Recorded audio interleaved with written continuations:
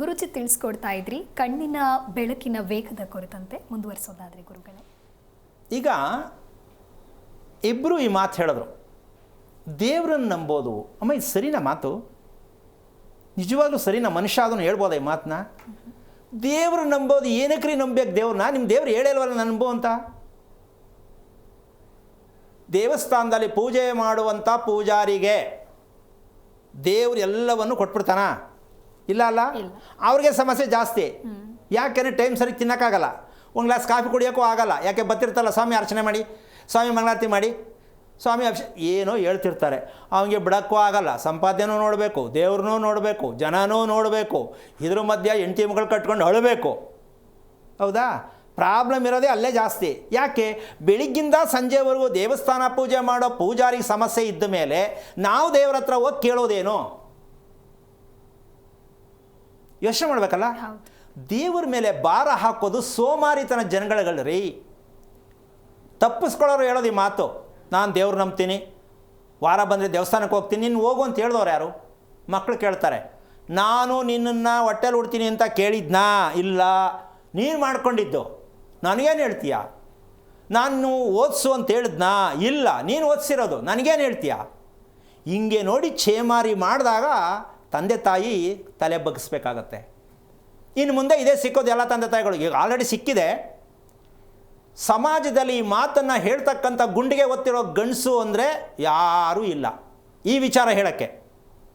ದೇವರು ಮಾಡಿ, ಪೂಜೆ ಮಾಡಿ, ಅಭಿಷೇಕ ಮಾಡಿ, ತಾಯ್ತಾ ಕಟ್ಟಿಸ್ಕೊಳ್ಳಿ, ತಡೆ ಓಡಿಸಿ, ಸರ್ಕಸ್ ಮಾಡೋದಕ್ಕೆ ಬೇಕಾದಷ್ಟು ಜನ ತುಂಬಿದ್ದಾರೆ ಭಾರತ ದೇಶದ ತುಂಬ. ಅಂಥ ಜನಗಳ ಹತ್ರ ಹೋಗ್ತಕ್ಕಂಥ ನೀವು ಯಾರು ತಿಳ್ಕೊಬೇಕು ನೀವು. ಇನ್ನು ಮುಂದೆ ಯಾರೇ ಆಗಲಿ ಹೇಳಬೇಕಾದದ್ದು ಏನು ಅಂದರೆ ನಾನು ಯಾರು, ಅದಕ್ಕೆ ನಾವು ಎಲ್ಲಿಂದ ಬಂದೆ ಅಂತ ಇವತ್ತು ಬೋರ್ಡ್ ಹಾಕಿರೋದು. ದಯವಿಟ್ಟು 5-5 ಸಲ ನೋಡಿ, ಒಂದು ಸಲ ಕೂತ್ಕೊಂಡು ಮೊಬೈಲ್ನ 5-5 ಸಲ ನೋಡಿ, ನಾನು ಎಲ್ಲಿಂದ ಬಂದೆ ಅಂತ. ಇತಿಹಾಸದಲ್ಲಿ ಯಾರು ಈ ಪ್ರಶ್ನೆ ಹೇಳಿದ್ದಾರೆ ಪ್ರಪಂಚಕ್ಕೆ?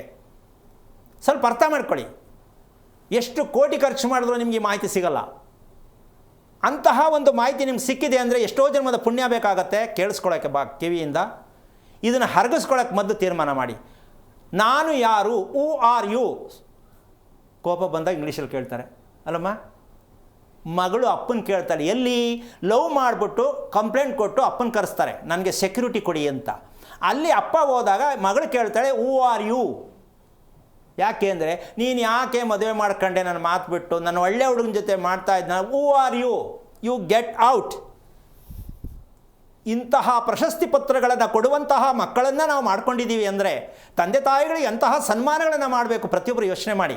ಇದನ್ನು ಅವಮಾನ ಮಾಡಬೇಕು ಅಂತ ಮಾತಾಡ್ತಾ ಇಲ್ಲ ನಾನು, ದಯವಿಟ್ಟು ಯಾರು ತಪ್ಪಾಗಿ ತಿಳ್ಕೊಬೇಡಿ. ಅವಮಾನ ಆಗುತ್ತೆ, ನಾಚಿಕೆ ಆಗುತ್ತೆ, ಬೇಜಾರಾಗತ್ತೆ ಅಂದರೆ ನಿಮ್ಮ ಬದುಕು ನಿಮಗೇನು ಸೌಂದರ್ಯವಾದ ಬದುಕು ಕೊಡಲ್ಲ. ಇಲ್ಲ, ಇವತ್ತಾದರೂ ನಮಗೆ ಪ್ರಾಯಶ್ಚಿತ್ತ ಗೊತ್ತಾಯಿತು, ಈ ಸತ್ಯವನ್ನು ತಿಳ್ಕೊಳ್ಳೋಕ್ಕೆ ಯಾರೋ ಒಬ್ಬರು ಮೂಲಕವಾಗಿ ಬಾಯಿಂದ ಭಗವಂತ ನಡೆಸ್ತಾ ಇದ್ದಾನೆ, ಈ ಸತ್ಯವನ್ನು ನಾವು ಅರ್ಥ ಮಾಡಿಕೊಂಡು ಸೋಮಾರಿತನದಿಂದ ಭಗವಂತನನ್ನು ನಂಬಿದ್ದೀವಿ ಅಂತಕ್ಕಂಥ ಗೊಡ್ಡು ವಿಚಾರಗಳನ್ನು ತಿಳ್ಕೊಂಡು ನಾವು ಮೌಢ್ಯದಲ್ಲಿ ಸಿಕ್ಕಾಕ್ಕೊಂಡಿದ್ದೀವಿ.